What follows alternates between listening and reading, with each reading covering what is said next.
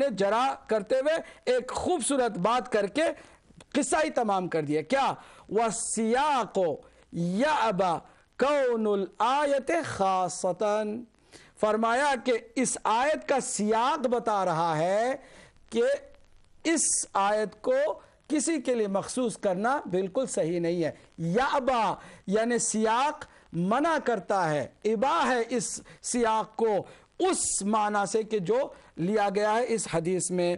اس کے بعد پھر مزید در منصور سے روایت جو ہے اس کو نقل کرتے ہیں، فرماتے ہیں وفی الدر المنصور اخرجا ابن ابی شیبہ و ابن ابی دنیا و ابن جریر و ابو شیخ و ابن مردویہ والحاکم والبہیقی فی الشعب من طرق عن ابن مسعود.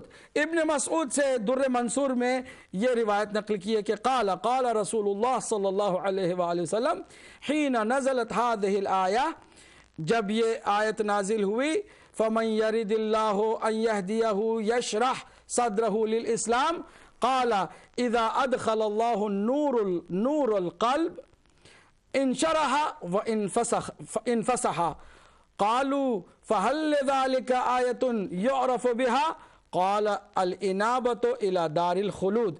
اس حدیث کے بارے میں بھی کہ جب یہ آیت نازل ہوئی تو حضور نے فرمایا کہ یہ دل جو ہے وہ نور ہدایت سے روشن ہوتا ہے اور وہ اس کو گشادہ اللہ سبحانہ وتعالیٰ فرماتا ہے. تو لوگوں نے پوچھا کہ کیا اس آیت کے ذریعے سے ہم کسی حد تک اس نورانی اس قلب کے نور کو پا سکتے ہیں؟ فرمایا بے شک پا سکتے ہو، اور اس کے لیے تمہیں انابہ چاہیے، یعنی بار بار استغفار کرنا چاہیے. الانابۃ الی دار الخلود والتجافی عن دار الغرور، دنیا کے نیرنگیوں سے، دنیا کی جو بے وفائی ہے اس سے بچنا، ہٹنا، اور دار الخلود یعنی آخرت کی طرف توجہ دینا. اس سے اور پھر والاستعداد للموت قبل نزول الموت، موت سے پہلے موت کی تیاری کرنا. اگر کوئی ایسا کرے تو اس کا دل بھی اللہ سبحانہ وتعالیٰ کھول دیتا ہے اسلام کے لیے. یہ حدیث بھی نقل کرنے کے بعد فرماتے ہیں اقول، میں کہتا ہوں، وَرَوَاهُ أَيْضًا، دیکھئے نا، میں کہتا ہوں کہ اسی بات کو کچھ اور بھی مفسرین نے نقل کیا ہے عن جمع من التابعین، تابعین میں سے، كأبی جعفر المدائنی والفضل والحسن وعبداللہ بن السور عن النبی. دیکھئے نا، اب ذرا آپ میری طرف توجہ دیجئے گا. بات کی ہے حضرت علامہ سید محمد طباطبائی نے اس سے پہلے والی حدیث کے بارے میں کہ اس کو بعض مفسرین نے تابعین میں سے بھی نقل کیا ہے. اس عبارت کو پہلی والی جو بات ہے جو جس میں حضرت عمر کا نام آیا ہے اس کے ساتھ جوڑ کے کہتے ہیں کہ وہ تو خالی یہی نہیں کہتے ہیں بلکہ کہتے ہیں کہ تابعین میں سے بھی بہت سارے مفسرین نے اسی بات کو کہا ہے. حالانکہ یہ بات حضرت عمر کے لیے نہیں کہی گئی ہے بلکہ اس سے پہلے والی جو معنی کیا ہے، انشراح کا معنی کیا ہے، جو اسلام کے لیے اللہ کس طرح سینے کو گشادہ کرتا ہے، اس معنی کی روایت کے بارے میں بات ہو رہی ہے. لیکن کیا کیا گیا؟ مغالطہ کیا گیا. افسوس ہے کہ انسان کو موت کی یاد نہیں آتی، مرنے کی فکر نہیں ہوتی، اپنی دکان کی بڑی زیادہ فکر ہوتی ہے، اپنی اس دکان کو چمکانے کے لیے. حالانکہ جب خدا چاہتا ہے نا کہ کسی کی رسوائی رقم کر دے تو ایسے ہی کچھ بیوقوف بناتا ہے کہ آپ ایسی بات کر رہے ہیں، علامہ طباطبائی پر الزام دے رہے ہیں، جبکہ اس کے بہت سارے پڑھنے والے بھی ہیں، اور پھر اس کو آپ کے سامنے لائیں گے، ایکسپوز کریں گے، دنیا کو پتہ چل جائے گا. اور پھر ان مریدوں کو کیا آپ جواب دیں گے جب وہ پوچھیں گے کہ حضور آپ کو اتنی جھوٹ اور اتنی ہیرا پھیری کی ضرورت کیا پڑ گئی تھی، کیوں آپ نے ایسا کیا؟ تو آپ کہاں جائیں گے، کس کے ساتھ جا کر بہانہ کریں گے؟ کیونکہ اب آپ یہ تو نہیں کہہ سکتے کہ میں نے ایسی بات نہیں کی تھی، میں نے ویسی بات نہیں کی تھی. کیونکہ ناظرین آپ بھی جا کر سننا چاہیں تو سن سکتے ہیں، یوٹیوب میں بھی موجود ہے، اور خود ان کی ویب سائٹ پر ان کی جو ہے وہ یہ سارے لیکچرز موجود ہیں. مگر یہ کہ ان پروگراموں کے بعد ہو سکتا ہے کہ ہر جگہ سے اس کو وائپ کر دیا جائے اور اٹھا دیا جائے.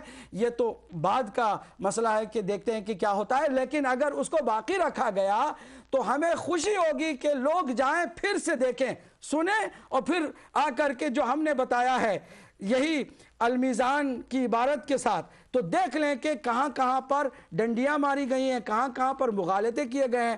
اقولوں کی بات جو کی گئی ہے، اس سے پہلے والی حدیث ہے کہ جس میں انشراح اسلام کا معنی بتایا، انشراح یہ جو کیسے اللہ سبحانہ وتعالی دلوں کو گشادہ فرماتا ہے، اس کی وضاحت کے بارے میں جو حدیث ہے اس کے بارے میں ہے، نہ کہ حضرت عمر کے بارے میں ہے۔ پھر اس کے بعد وفی العیون باسنادہ عن حمدان بن سلیمان النیشاپوری قال، دیکھیں پھر اس کے بعد عیون کی حدیث جو اہل تشیع کی ایک تاریخ وہ حدیث کی کتاب ہے، اس میں بھی جو حمدان بن سلیمان نیشاپوری کی سند سے جو حدیث آئی ہے وہ بھی انشراح اسلام کے بارے میں ہے۔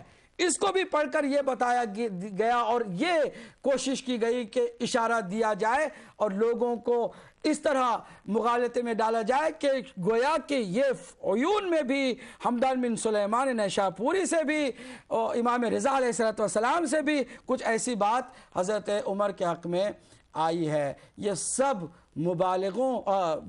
مغالطوں کا نتیجہ ہے اور غیر دیانتداری اور یہ علمی بددیانتی کا جو مظاہرہ کیا گیا ہے وہ یہ ہے۔ ان سب باتوں کے بعد میں آپ کی خدمت میں آخر میں جو جملہ انہوں نے فرمایا ہے، دیکھیے وہ بھی تفسیر جو شرح اسلام کے لیے جو ہے کہ اللہ کس طرح دلوں کو گشادہ فرماتا ہے اسلام کے لیے، ان حدیثوں کے بارے میں آخر میں فرماتے اقول وفی الحدیث نکات حسنۃ تشیر الی ما شرحناہ فی البیان المتقدم، کہ اس حدیث میں بہت ساری اچھے نکات ہیں کہ ہم نے ان نکات کی طرف اس سے پہلے بیان میں اشارہ کر دیا ہے۔